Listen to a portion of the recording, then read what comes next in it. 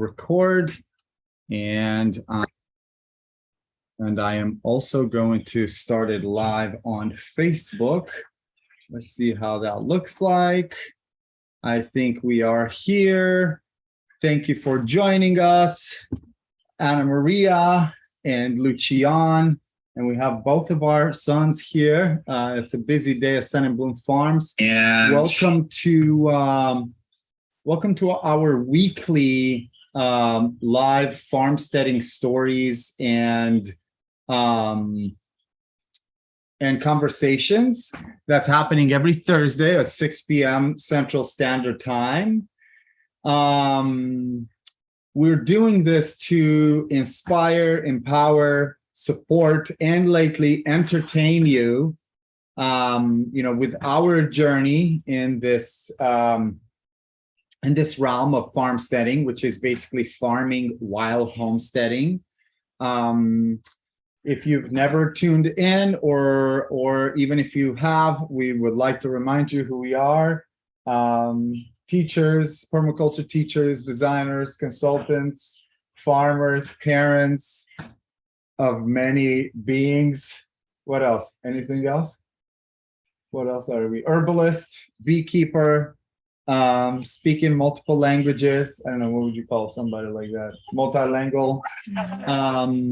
Yeah, really proud of all these things that we call ourselves.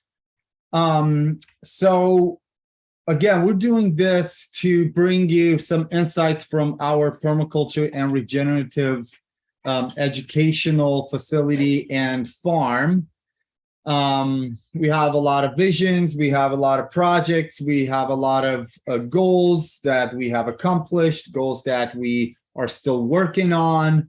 And we're doing this every evening again to kind of like stay accountable to our global community. We have friends all over the place, and past graduates from our permaculture design courses, and to our local community, and then also sharing our story to help others take bits and pieces to maybe do some things, maybe do it all. We know a lot of people are aspiring to be homesteaders, farmsteaders.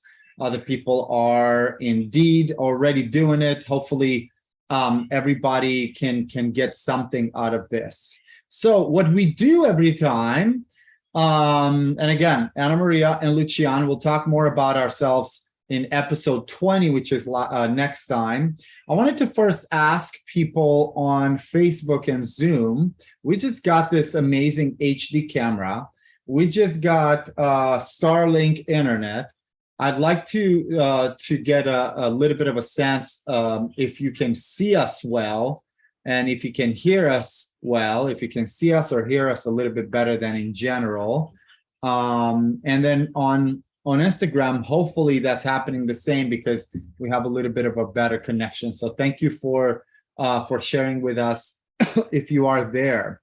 So usually what we do, we start with an update from the farm, sometimes 10 to 15 minutes. Other times it can take a little bit longer, depending on what's been happening, just so that whoever is joining again or whoever is joining for the first time, you get a sense of what's happening during these lives. We're going to put a little bit more structure to it, like we did in the beginning, but still, this is the structure that's remaining. Then we're going to discuss a little bit of what we're working on and looking forward to this next week, just to get a sense of like what's happening on a farm like ours that's focusing on farming with regenerative and permaculture approaches. And of course, as an educational facility, that is already happening. It's not a vision. Well, it is a continuous vision. It's not a dream anymore. It's actually happening. And then we'll share like a learning story, or kind of like dive into a conversation. Like, for example, today, our conversation that we're opening up for questions or comments. We're going to discuss about how we are planning for fall and winter in the middle of the summer. and not only planning, but we are taking actions. We're doing things already for for the fall and the winter. So that's what's going to be about today. So I'm going to invite Anna Maria to share with you what's been happening on the farm. I'll chime in at one point. In the meantime, I am sharing this on different channels, writing a title for this live on Instagram. So Anna Maria is going to share with you what's been happening this week.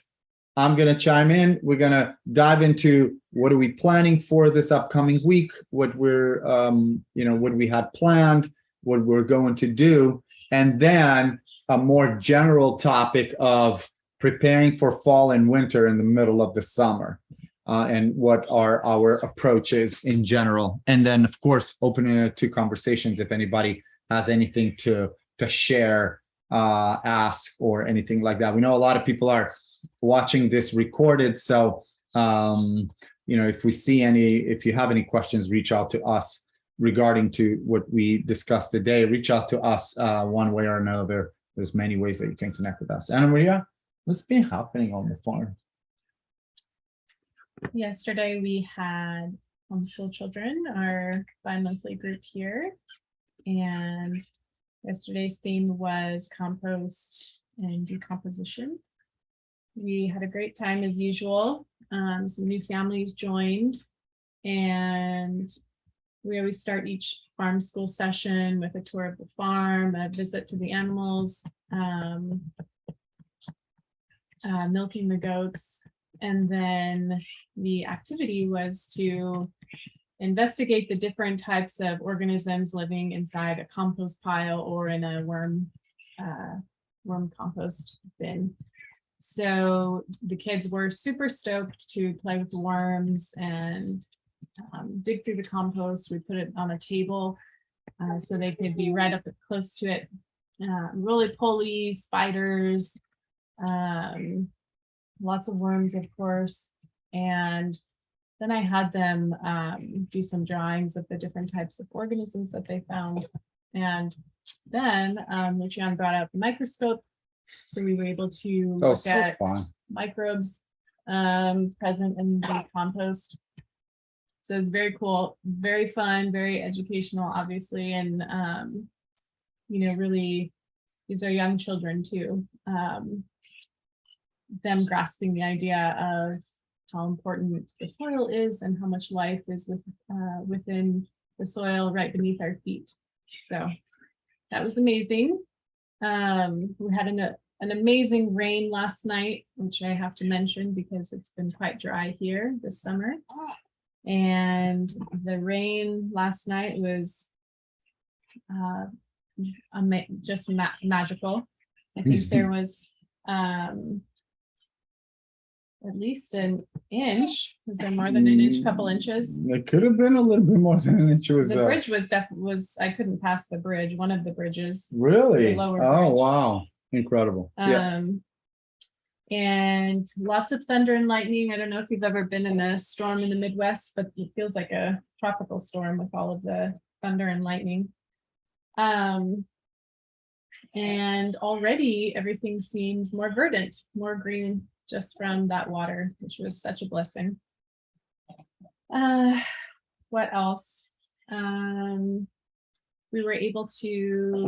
downsizing our herd for our Nigerian dwarves, goats. Wink, wink if you're local.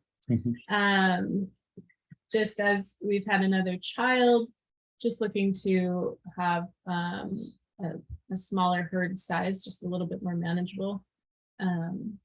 And so one of the families from the homeschool group was able to take home a mama and her baby. And so that's really very exciting. They have a new homestead that they're working on.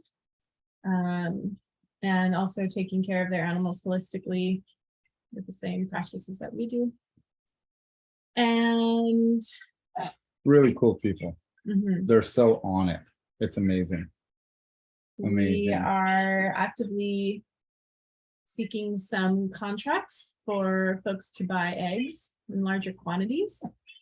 We have a lot of layers, as we mentioned earlier this year, so a lot of them are egging now, and we have plenty of eggs to share with the community. So we have some great leads. I have some meetings set up for the week, and looking forward to making those deals so we can move these eggs. I just And washed quite a bunch of eggs. We have a lot. We're over 70 right now. So Yeah. we're close to like over 100 pretty soon. It's probably going to happen overnight. I didn't even check today. Well, I did check today and I didn't pick them all. So, oh, excuse me. we also did some modifications to our front garden, which when we originally moved in a couple years ago, we put these 2 large planter beds in front of our lean-to-house greenhouse, thinking that that was going to be a great spot to grow additional plants. And after a year and a half of observation, those planters were never successful, and just way too much shade. I think it's like it was the trees more than anything, right? Like the roots. Is that what we did? What we think it's more? Both, yeah, shade and the roots from the trees. There's a maple, 2 maples and oaks fairly close to the planters. We thought we can still fool them, but no. So when we were digging that soil up, that compost and soil that had been there for a while, there was quite a bit of roots. So that could have been one of the reasons why nothing was really successful there. However, we took one of them apart, one of the 2, and moved the beds to the farther side of the front yard where there's lots of sun, and put a lot of medicinals and cut flowers there. So I'm very excited for that. And so anything else you want to add about the garden or animals? Yeah, I mean, I'll talk about it in the context of kind of like what we're doing right now in the middle of the summer too. Not much to share on my side. It's the middle of the summer, so myself, I'm doing my best to wake up every day before 4 a.m. It was so amazing this morning. The rain woke me up at 3:30, and even kind of like automatically, I'm starting to wake up pretty early so that I can be, first of all, in front of the computer so I can get some things done, and then be out there outside with the animals and in the garden. There's quite a lot of things to do in the garden, and I feel behind, as I always do. So when I wake up in the morning, I'm working a little bit on that too, on feelings, emotions, plans, visions. And because we are working on a few digital products, digital services, new courses. We have too many people that have been asked, well, not too many, a lot of people that have been asking for online versions of our work that we do in person. And I've always kind of like myself, I was the one that was like kind of pushing against it and saying, no, we're not doing online. We're not doing, especially like deep dive offerings. We're not doing them online. I'd rather just share freely and without like too much necessarily too much structure. And by the way, I asked here on Sun and Bloom Farms Facebook group, can you hear us and see us well? Will you give us oh, there is a comment. What? How come it's not letting me? I can't see really well. Maybe type it a few times. Oh, I see why I can't see them. So anyway, so I've been waking up really early, and it's really, really nice in the morning. You have this crispy 95, 90, 95 plus degrees outside during the day, starting, around 12 o'clock. But the morning is just so beautiful, and it's just so amazing to be outside and being able to do a lot of the, like the routine tasks, and then also a lot of the any of kind of like, projects that really need to happen right now. So again, we we've been brainstorming a lot on past ideas, bringing them back, new ideas. Really excited. Just one thing for people that are homesteading or thinking that you want to homestead or farmstead, we call it, farming while homesteading. I think there should be no other way, really, in my opinion. One big thing is that you have to start setting your mind, which I'm starting to do, and it's a little bit of a difficult thing, that the farm will always have fires to put out, which means that the farm, something will always happen on the farm that derails the schedule, and especially with the kids. So, myself been running and running and running, and I've even had 3 jobs, well, not 3 jobs, 3 businesses, 2 jobs, and no kids, right? So I was able to really do it, and now that's not going to happen. So we're definitely we're seeing the need of family and community, and we're really mentally doing our best to go through this fact that it takes time, and we're open to and flexible to, and we know that we're just going to go over the hill. It happened with our first son, where in the beginning it was like something so new, and as he started to grow a little bit older, it's a little bit easier to manage our careers, our lives, and with him, and then we got a second one that he's like such a blessing, such an amazing kid. And definitely that's put us in a new territory, managing two children. So I just wanted to share that what's been happening this week is that we've realized wow, we need to make time for interruptions, and that's why I'm aiming to wake up really early and finish as many tasks as possible, because if I stay late at night, that's not a very good thing. Sometimes Anna Maria needs, on a regular basis, she needs a break from having to put the kids to sleep by herself, right? So I can, rest and wake up early. So with that said, these were kind of the updates from this week. We had the homeschoolers come in. It's just so powerful, so amazing, so beautiful. Oh, I cleaned up a little bit around the farm. Just doing routines. Our garden had some problems, but the rain really brought some really beautiful greenery back. What else did you share that we did? Oh, the farmers market was amazing last Saturday. I'm going to share that.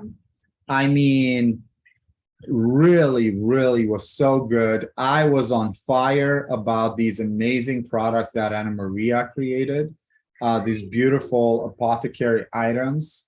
And I was just people were just so excited of my excitement, and they really wanted to try, and people coming back because they tried one of her products and then they wanted to come and get some more. And then we called the health department and learned about what we have to do for other new products to get them out there to people. Yeah, I mean, these things are just so beautiful. That Anna Maria gives them so much love, and it's very unique. We know some people that do a little bit of apothecary items that are doing some generic and really kind of easy to make, but you can definitely see the difference. Even the energy of the items is different, and some people make amazing ones that are not even on the market. So anyway. Yeah, this week was really this. I'm taking some online courses. Anna Maria's taking online courses. Anna Maria is taking biodynamic agriculture, which I think is really exciting for her. And I'm actually listening to Napoleon Hill book right now, Think and Grow Rich, I think it's called. Is that what it's called? I should look at it. I also got a text version. It's just been recommended over and over and over, and it's just been popping up for me quite a lot. What else? Took a short marketing course. Really excited and to kind of like do things next level. So with that said, we were actually planning to do our updates. Well, look, we're in time. It's 6:20. Haha. So what we wanted to share as a story, as a value story for you this time is how we are planning our an entire kind of like life around this homestead and farm. So we're planning the homestead to meet our needs for fall and winter. And we're learning, I preach in, okay. We want to teach and preach and walk the talk, right? So I talk quite a lot that, self-sufficiency is a myth, that no man is an island, that, community and connections in the community are very needed. I have a really beautiful, amazing book that has a lot of more answers than I've seen in any other books on that part of that idea of being a community in order to bring resiliency to one's life, right? Not expecting to, I know, well, that's where it's going to have to stay right now. So connecting with people to make sure that we have access to a lot of the things that we would need to live well. I'm not going to say survive. I'm going to say to live well. So connect with people that grow food, connect with people that have different type of skills like building and managing the landscape and the forest, medicine, all kinds of different services and all kinds of different things that they do and they have in surplus and willing to share. And not just goods, but again, like skills and services also. So I think Anna Maria is going to leave us for a little bit, if not the entire length of this, but we'll bring her back in. Maybe we'll switch. So we're planning the homestead, and we're integrating that homestead planning with the farm planning. So the homestead is to be able to basically meet our own needs, and the farm planning is to be able to be out there and share our surplus with the community, which is also at the same time, kind of like tying into that, like building resilience in our life, connecting with the community, letting the community know that they can come to us to get, to get products, to get, we have skills to share, we have services to offer. So with that said, a big thing that we do, and in big part, we're very successful at planning our spring and our summer. And so far, we've been successful 2 years in a row. When we were in Anza, we were very successful at planning, like beyond the summer, the fall and the winter really well.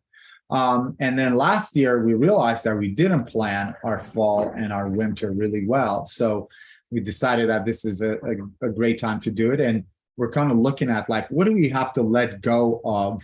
What do we have to, add?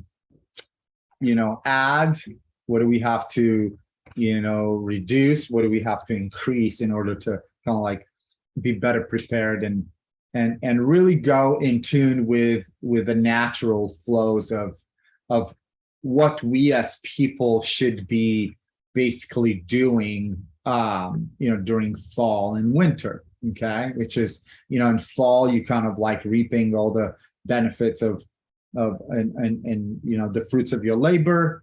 And in the winter, you start basically resting and recovering. So that's becoming really important to us.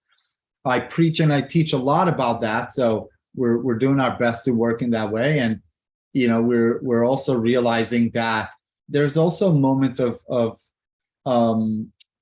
crisis, if you want to call it, in nature also, and they exist. And sometimes nature almost acts like spring in the summer, or acts like summer in the fall, or starts earlier in the winter, or is hurting in the winter because there's been some disturbances, some delays, so-called delays in the spring and summer. So we want to make sure that we're on top of that this year for sure. So I use spreadsheets a lot.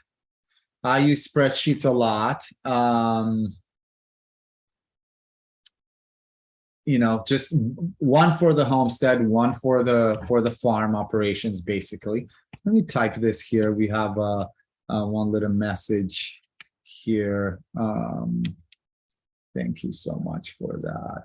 Okay, so back to what I was saying. So using spreadsheets, I like to use all kinds of different visuals. We've tried different kinds of things, just in our experience in general, just to see what really works. I take a lot of notes, Anna Maria also, a lot of notes on what's happening on the farm. Another thing that we do a lot of pictures and videos outside of what we even share out there on Instagram and Facebook. And even that's helping us basically be able to look at some of our feeds and say, wow, we did this, and that last year. What were the results? Okay, we can look later and see what the results were. Look at some of our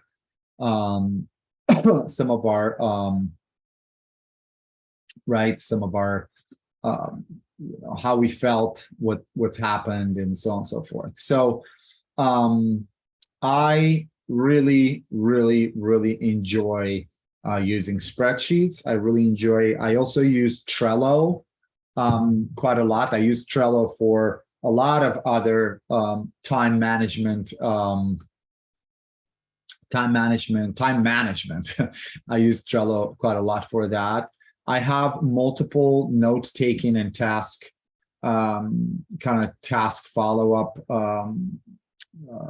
systems. Anna Maria does too. I do both typed or digital, and written. I have this really beautiful notebook. I got this at one point to a lot of my look at this is so beautiful. I'm sharing Instagram too, Mother Earth, and these are a lot of my notes, a lot of my ideas that I'm putting in. It's really cool because I can look back of a lot of things that come up for us. And of course, I have a few others. I have my field notes. There's like two kind of like field notes that I always go with. It's really cool to look at them after the season is over. I'm not going to go pick them up, but I do have all of my notes from last year that are both digital and handwritten. Sometimes I'm so much more inspired to write by hand, reflections, but also, here's like beginning of the month, beginning of the week, beginning of the day, and then like reflections on what was accomplished that month, that week, that day. Really powerful to manage in that way.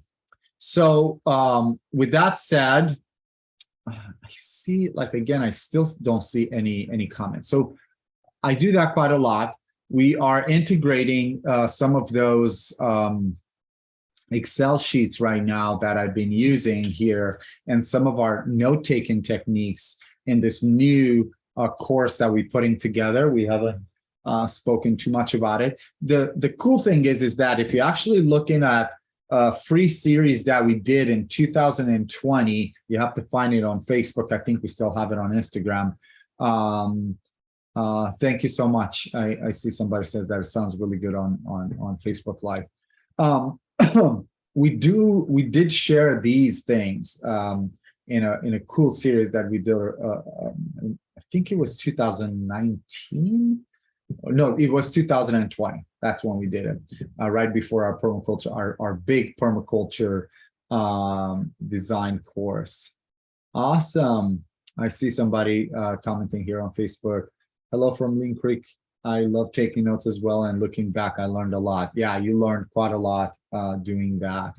So again, the case in point here, like our Instagram and Facebook pictures and stuff. And back in the day, I used to do quite a lot of YouTube videos. It was kind of cool to see, you know, like hey, here's how you plant, and then later on, it's like, oh, here are the results of that. And I actually have a really good one that I'm working on right now about garlic, which is pretty funny. And I have one about potatoes. And anyway, so I wanted, after like saying all of this, I want to tell you a little bit about kind of like what we're looking at right now. Anna Maria had her part of talking about, but I'll share with you kind of like what she's getting done. So from the homestead point of view, what I'm looking at right now, and for the past 2 weeks, actually, right now is even more appropriate. This week has been more appropriate, and next week is going to be also still, I mean, I still have probably another 2 weeks to still plant a little bit longer, like longer time taking crops.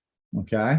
I can still put, you know, beets in the ground and such, and I'll tell you a few things what I'm going to put in the ground. And then also there's a lot of stuff that I can put that I can get probably like 2, if not 3 harvests before we put, you know, the outside and the big greenhouse to sleep. I think this year we're going to put the chickens in that big greenhouse, and for them to kind of like clear it up and fertilize it basically.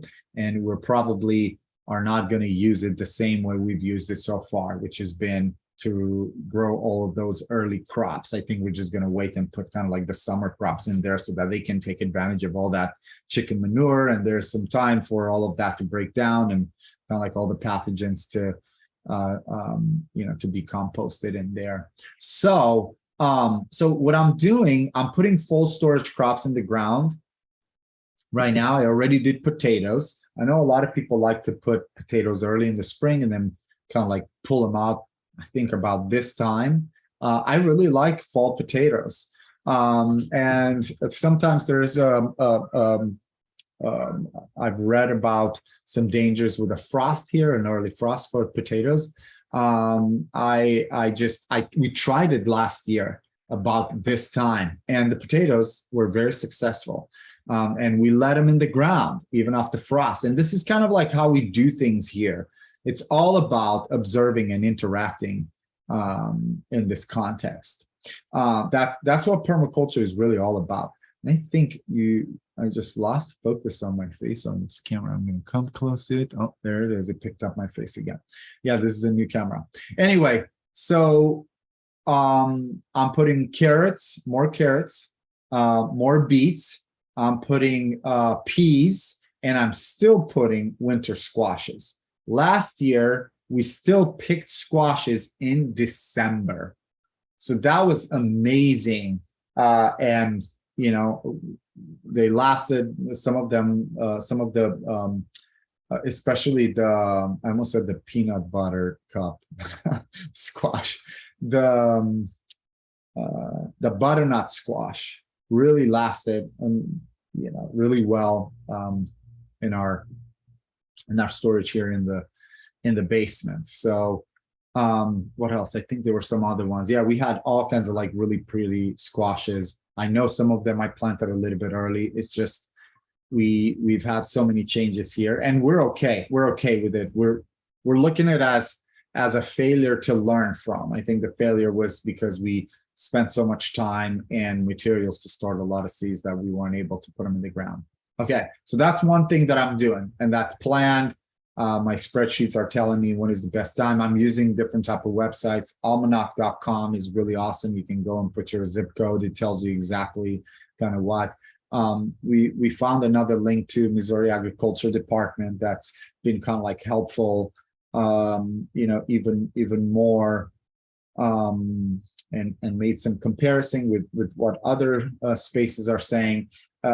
It's amazing to talk to farmers and to homesteaders from around the world and learn from people that are from the same kind of climate and weather pattern and soil and kind of ecosystem spaces around the world to talk to them about what they're doing.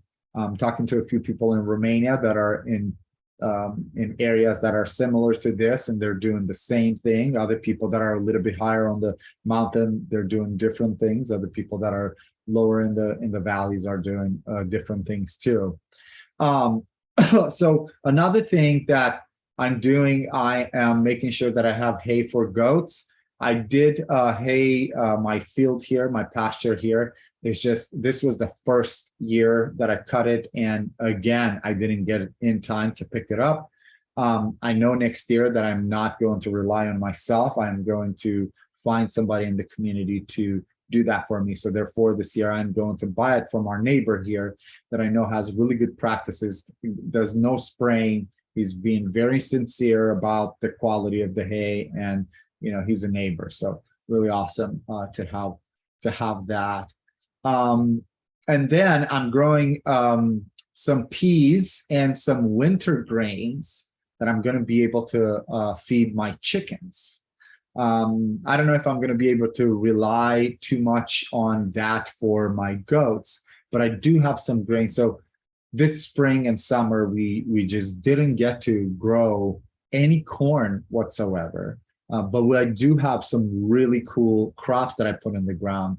I'm also keeping that a little bit of a secret just to see what's happening this year. We tried it last year. We had some success, but we want to see if our notes and our assumptions were true of what we observed and why those later grains were able to grow so well. So we'll see how the weather treats us to see if next year we need to start them earlier, or if we can push them even later, which I'm still going to put a few things in the ground. So I'm not sharing about that.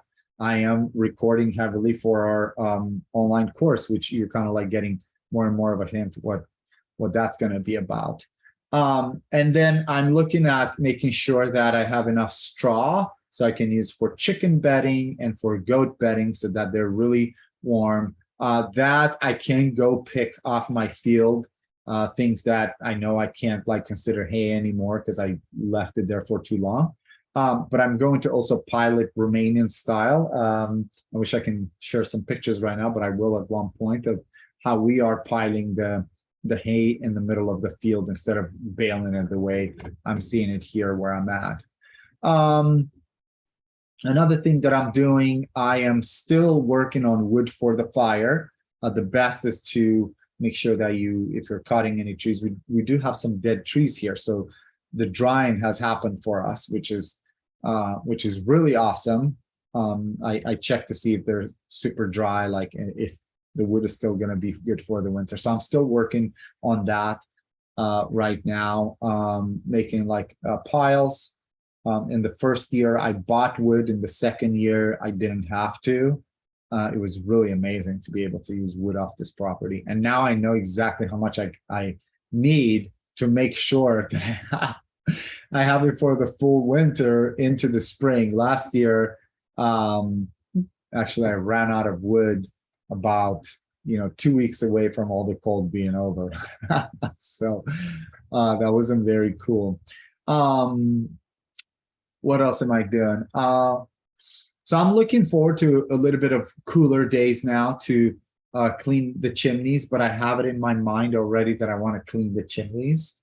I have it in my mind that I need to go and seal the holes here and there for the animal shelters, because some of them I left open for some ventilation. Some of them I never observed that there's some gaps and that I really didn't want it there. So I'm starting to work on the animal shelter for the winter. I still have time. I can do this a little bit later in the fall, but there's some things that I can easily make happen. What else am I doing? I'm already looking to get the greenhouses ready. So I'm planting right now. There's some planted in this greenhouse here, and we're planning to have crops there possibly up to December. I mean, I have zucchinis. I have peas that are like super small. Zucchinis, like the plant is like really small. Of course, carrots, beets. I put more beans in the ground, which is amazing that they're still working. I mean, our other beans are just almost at the end of their season, which is incredible. We planted them so early. What else? And then we're going to start to growing lettuce, kale, and radishes outside. I have like some carrots and beets that were already in there. I have to, and this was Anna Maria's talk, I have to harvest a lot of stuff for some canning, but most importantly, all of the herbs that we have grown to sell both retail and wholesale. And we have some amazing herbs that Anna Maria is packaging into teas. By the way, our teas have been very successful at the farmers market, and we got really great feedback. So let's see. I do have one more greenhouse to put up, and I was supposed to put it up early in the season, and I never got to it. I actually used part of it to create like some a classroom for the permaculture design course that we had, which is funny. But still, I have enough. I still have enough to put a 70 by 20, which is pretty good size. Let's see. I am looking myself and Anna Maria, we're looking and talking to people to buy summer, late, midsummer, and especially late summer and even like early fall veggies for canning from the Amish. And we also have a good friend, two good friends, one Kyler, I think he might be here being part of this live right now, that I discussed to get a lot of tomatoes from him. And I know that he has a lot of integrity with how he grows the food. And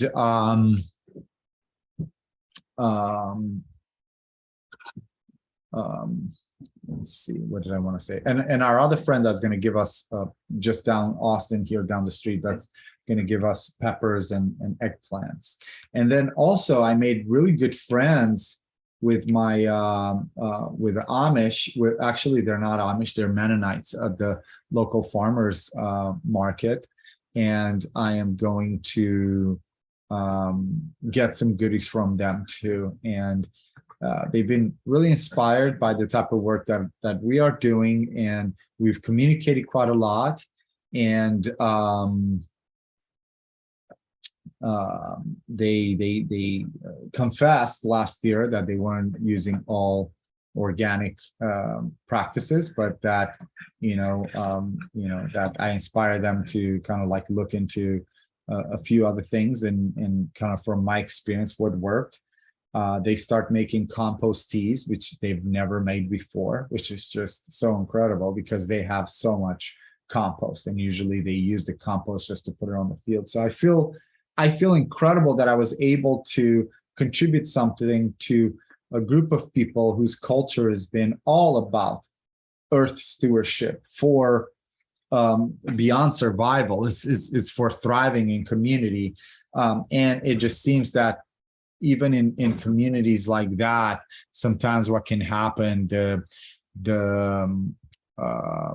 what would you call it? The conveniences of modern world are entering, and some of these things are being forgotten, right? So it was like I just reminded this gentleman, and he was so excited. It's like, oh, we didn't know that, you folks are doing it like that. But then something really cool that he said, which I've encountered being in different type of cultures in this country, meaning a lot of, including indigenous people of different places, like when I lived in Hawaii, to say, wow, that's so amazing that you come from a culture, my Romanian Dacian culture, that you still remember these things, and these things are still being kept, and you still have that, homesteading agrarian life where you're doing things to live, but you're doing it with respect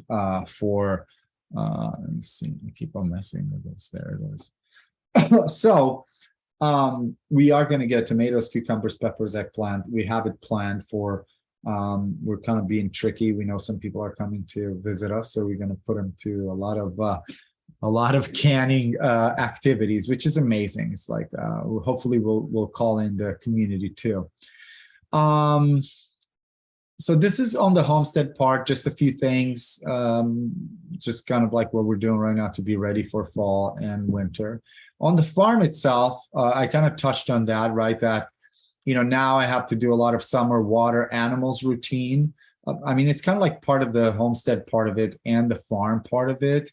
The homestead part of it is that, we have the goats and we have the milk. And by the way, wink, wink, we do have a few people that we have a little kind of like group of people that are getting some of our goat milk, raw goat milk, because you just can't take it out there on the market that easily. And we know them personally, and they trust us, and they see how we raise the animals, so they wanted that milk, and they're willing to pay, and they're willing to just make sure that they communicate and really appreciate our goat milk. And I mean, next year we're going to have a lot of goat milk, so we're going to have to make sure that we expand this little circle. So the chickens also, it's incredible how fast the water evaporates when it's super hot, and they need that water to drink all the time. Sometimes they scratch all kinds of things in it. So I got a comment. I love some goat milk.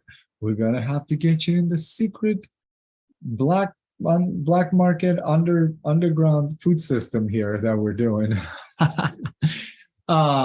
So I mean, we also have people that come and buy eggs directly from us. And the people that are buying eggs directly from us from the farm, they do it because I mean, and again, I shouldn't really be saying this and be on record. These are our friends, and they don't want us to wash the eggs. So we're bartering for different things for that with them too. And they don't want us to wash the eggs so that they have the full kind of the full spectrum of the egg itself, and it would last longer on the counter without having it to put in the fridge. So the ones that we take at the farmers market, we have to wash. Maybe I should look in the camera more. I'm looking over here at my notes. But anyway, so what I'm also doing, because we are taking eggs to the market, we have the licensing and all of that, and chicken feed is super expensive. I got to make sure that they're happy. I got to make sure that they're healthy. I'm encouraging them to eat as much grass and everything else that's on the pasture and outside as much as possible. Grass, flowers, herbs. I want them to forage as much as possible. And I'm doing the same thing with the goats. We just sent one pregnant goat, Nigerian dwarf mom, out with a daughter just the other day, and we told them that they're not like used to grain or anything like that, and that if they have access to grass, they'll do well. Not just grass, because they eat all kinds of things. I sit out there and I'm observing these goats, and they're so smart, and I have amazing notes on them. I could probably write a book, because I've been looking to see if people have ever done something like this, but just to understand in this specific locality what's available from the native plants, and some of the ones that are also have been introduced here and naturalized, and some of them that are even endemic, right? And taken over. I'm looking at them, how they're choosing different things, like different medicinal plants that we're observing them, taking them at specific intervals. And of course, whenever they're available. Like one beautiful thing, and we're putting this in the course that we're working on the homesteading part of it. Whoops, did that slip out of my mouth? What we're putting in there is this idea of like making sure that you want to propagate things that you want to propagate on your farm in case they're not there. And we have a lot of things here, and we know the different places where they're at because we have different type of microclimates, the concept from permaculture, right? There's a lot of like oak kind of understory. There's a lot of like walnut understory. There's a lot of like dense forest understory. Areas where there's like pasture with trees, areas that is all pasture. So we are observing all of these things where their plants are, and we kind of like, if we were to manage to send the goats there on purpose, we could definitely do that. So with that said, that's my camera does this all the time. It wants to focus on my books. I'm going to move my books from there. Let's see. And I have a different eggs routine because I don't want them to stay hot for too long outside, going more often to pick them up.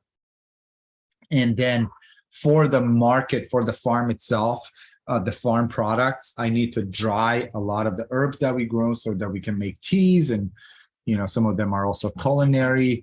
And then I'm putting a lot of leafy greens and fast turning root vegetables, radishes. Everybody knows that they grow fast, and they're great, and people love them of the farmer's market. And then some fast carrots and some fast beets that you can also eat the greens. And we think the thick of the bugs is gone for the summer. We know how to be ready for next year. Unfortunately, this year, and it wasn't because we didn't know what to do, it was because we just didn't plan accordingly. We planned according to having 3 farm hands that committed to come help. And at one point, we basically had to get rid of 2 farm hands, and 1 farm hand is kind of like transitioning. Awesome. I see a message here that somebody's excited to come and see us. Tina, yeah, please do come see us. So that's my part. I just wanted to share what's happening. I mean, we are in the Ozarks here. A lot of the things that I'm talking about might be happening and might be needed to be done in other places too. Our approach is a permaculture approach to what we do. So we observe and interact quite a lot with what's happening, and that's what I recommend for everybody to do. If it was for me, I would have all my probably like 100 different berries that should be planted right now, and I never got to them. And I would be in my strawberry patches that I planted this spring that are creating a lot of babies. I would be in there basically having all the babies in litter pots, which is a cool thing. I'm going to make a video of it. Our neighbors here, they're like 10 minutes down the street. They're a berry farm, and they do a U-pick every year, and they're very successful, and they're selling the strawberries so expensive. It's incredible.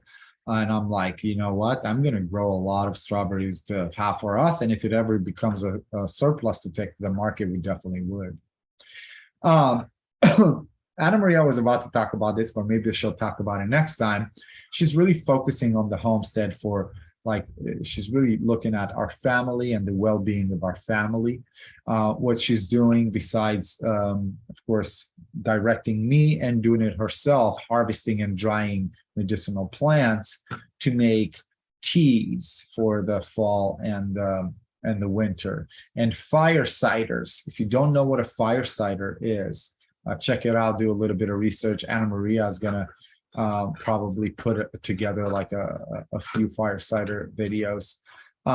Elderberries, we have some elderberries we are going to harvest and make some syrup. We're looking at other people that have elderberries in the area, and we'll trade with them. So I took quite a long time to kind of like share what we're doing here. So I wanted to leave any time, 5 minutes, for any kind of like comments, or if anybody has any questions, I can answer those questions. We didn't have any questions in our form this time. Sometimes if they come really late, we really can address them. I'm going to look right now to see if there were any questions. Otherwise, I'm open here in Zoom. We have like a few people that joined us on Zoom today, which is such a pleasure. And then we also have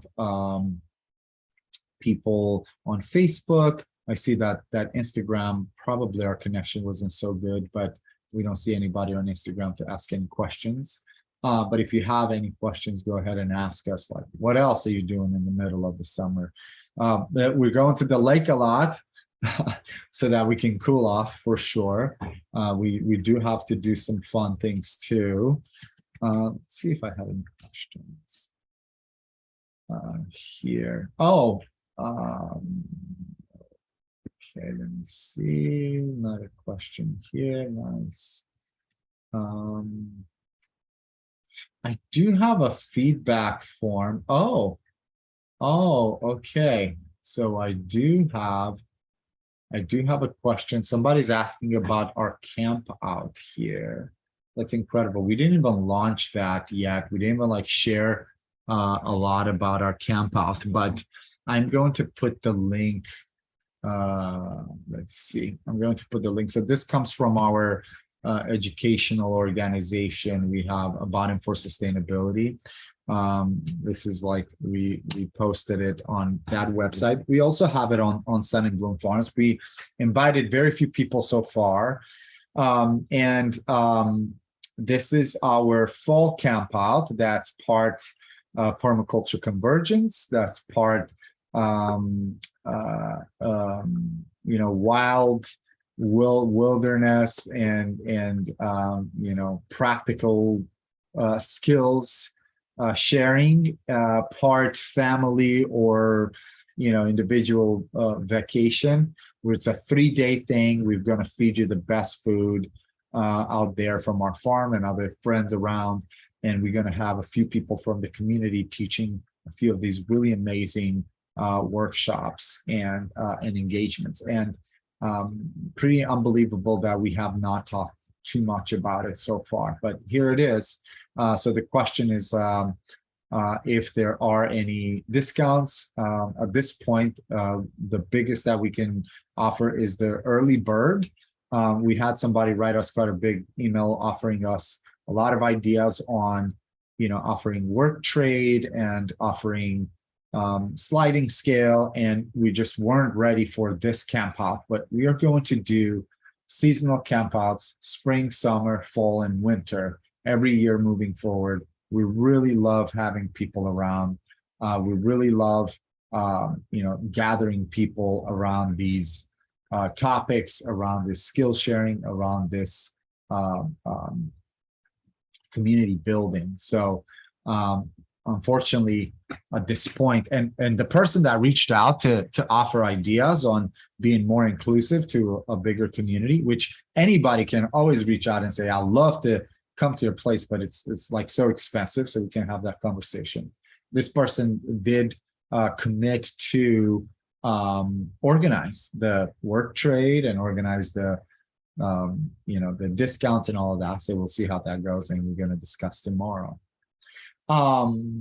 So we don't have any more other questions. I hope you really got a lot of value out of this. Today was just myself. Anna Maria had to be with the children. Ilios was a little bit tired, a little bit, wanting his own thing right now. He's really good at communicating what he needs. Thank you so much for being here with us. Let us know what you think about this. Reach out. Let us know what kind of value you're getting, if you like this kind of format talks.